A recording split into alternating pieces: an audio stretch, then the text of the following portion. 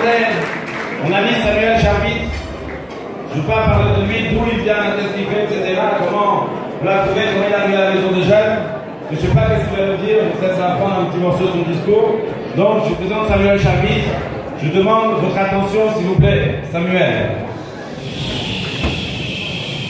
Bonsoir, cher Sadiki. Aujourd'hui, c'est la Yola du Rabbi. Et c'est un moment important parce que je pense que c'est un moment où on se remémore tous les enseignements du Rabbi. Et c'est quelqu'un qui a dévoué sa vie pour le peuple juif, a diffusé le judaïsme dans le peuple, au peuple juif, et il a essayé, avec ses capacités, de rapprocher les juifs du judaïsme. Et aujourd'hui, j'ai fait Teshuvah, et je peux dire que si je devais remercier quelqu'un, ça serait lui. Car grâce à lui, j'ai pu me rapprocher du judaïsme grâce au Beth Ravad. Je me rappelle... Merci.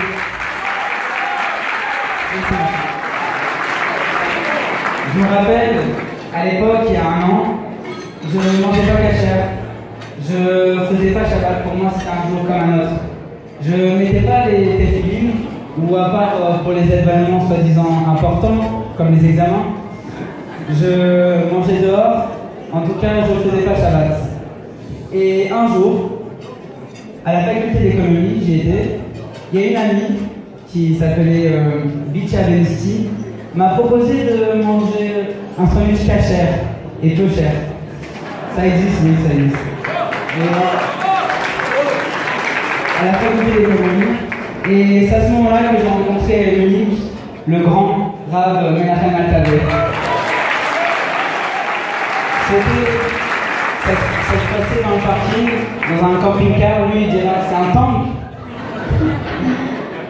C'est un tank. C'est un tank et j'ai totalement adoré, j'ai aimé cette rencontre. Ça a changé ma vie parce que il venait avec un sandwich cachère, mais toujours avec un mot de Torah, toujours des enseignements, à l'écoute des autres, et il a donné un sens à ma vie pour que j'ai une vie pleine de sens et pour être heureux. Et je le remercie pour tous ces enseignements parce que grâce à lui, maintenant je fais Shabbat. Et je me rappelle que... Merci.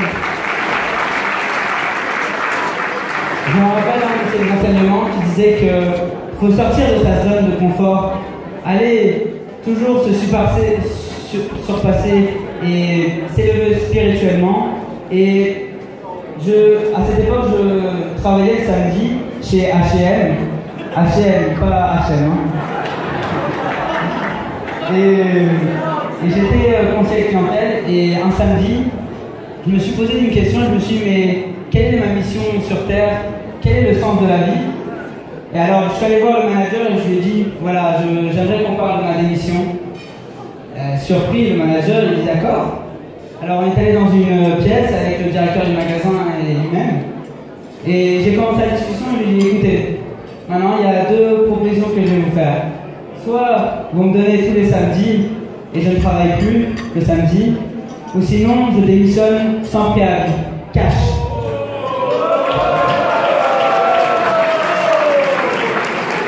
Et il m'a répondu cette réponse incroyable. Il m'a dit bah, écoutez, on va faire en sorte de vous donner samedi pour que vous ayez votre samedi.